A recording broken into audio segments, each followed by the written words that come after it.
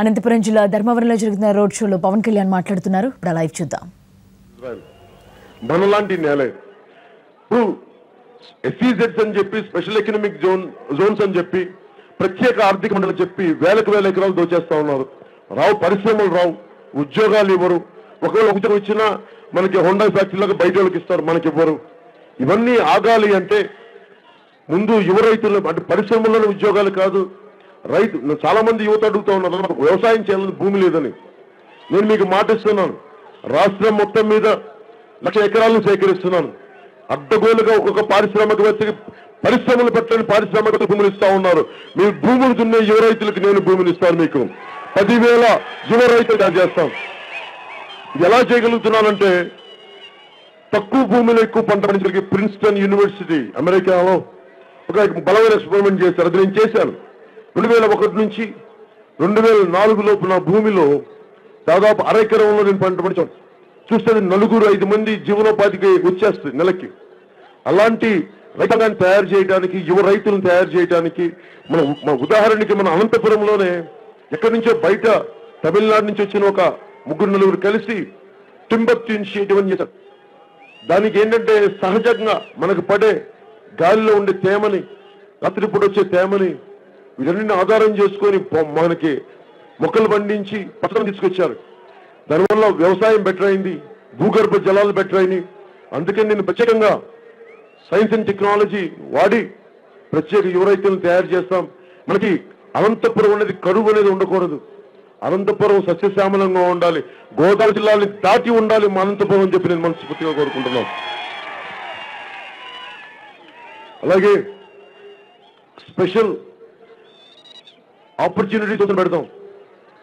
పరిశ్రమలు అంటే హుండాయే కాదు, మీలో ఎంతో మంది చాలా ఆదర్శాలు గల వాళ్ళు ఉన్నారు, తెలివితేటలు గల వాళ్ళు ఉన్నారు. మీకు నేను పెట్టుబడులు పెట్టి ఆపర్చునిటీ జోన్స్ ని క్రియేట్ చేస్తాను.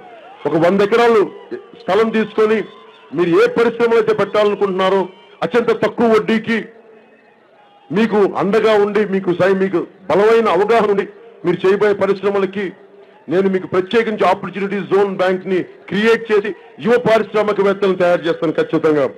అలాగే దాంట్లో ఒక 25% పరిశ్రమలు అనగానే ఎంతసేపు రాజకీయ నాయకుల బిడ్డలు, వారి వంశస్థులు, వారి వారసులు తప్ప సామాన్యులకు అందకుండా పోయింది మనకి వ్యాపారం కానీ పరిశ్రమలు కానీ. నేను సామాన్యులకి రాజకీయాన్ని పట్టుకొస్తాను, సామాన్యులకి అభివృద్ధి తీసుకొస్తాను. అలాగే ఆపర్చునిటీ జోన్స్ తో పాటు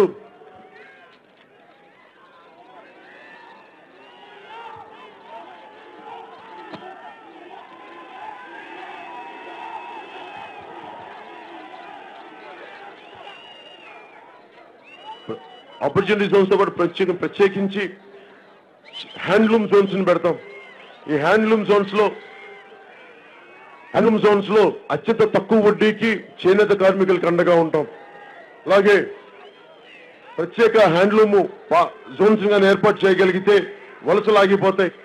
ఇల్లు లేని ప్రతి చేనేత కార్మికుడికి జనసేన ప్రభుత్వం ఇల్లు కట్టించి చూపిస్తాం. అందరికీ ముడి సరుకుపై ఏదైతే మీకు ముడి సరుకు కావాలో దానిపైన 50% సబ్సిడీ మీకు ఇచ్చి తీరుతాను.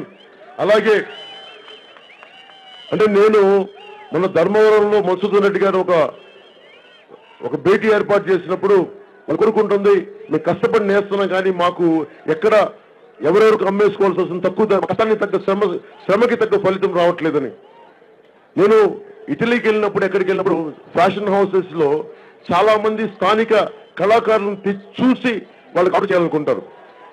ధర్మవరం చేనేత కళాకారులకి యూరోప్ నుంచి ఫ్యాషన్ డిజైనర్లను తెప్పించి మీరు వాళ్ళకి అనుగుణంగా ఏం కావాలని నేస్తే మీకు మధ్యలో తలారీ వ్యవస్థ లేకుండా డైరెక్ట్ గా మీకే డబ్బులు లభించేలాగా యూరోపియన్ ఫ్యాషన్ బ్రాంచ్ మీకు అభివృద్ధి ఏర్పాట్లు చేస్తాను.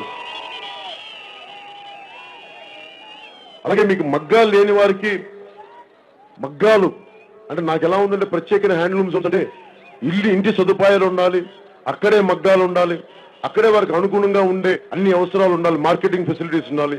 ఇవన్నీ ప్రత్యేకించి ఎస్ఈజెడ్స్ లాగా ప్రత్యేక హ్యాండ్లూమ్ జోన్స్ ని క్రియేట్ చేసి మొత్తం చేనేత కార్మికులందరినీ ఆదుకుంటామని మనస్ఫూర్తిగా తెలియజేసుకుంటూ ఎందుకు నా ధన్యవాదాలు తెలుపుకుంటూ ఇంత అద్భుతమైన అవకాశాన్ని ఇచ్చిన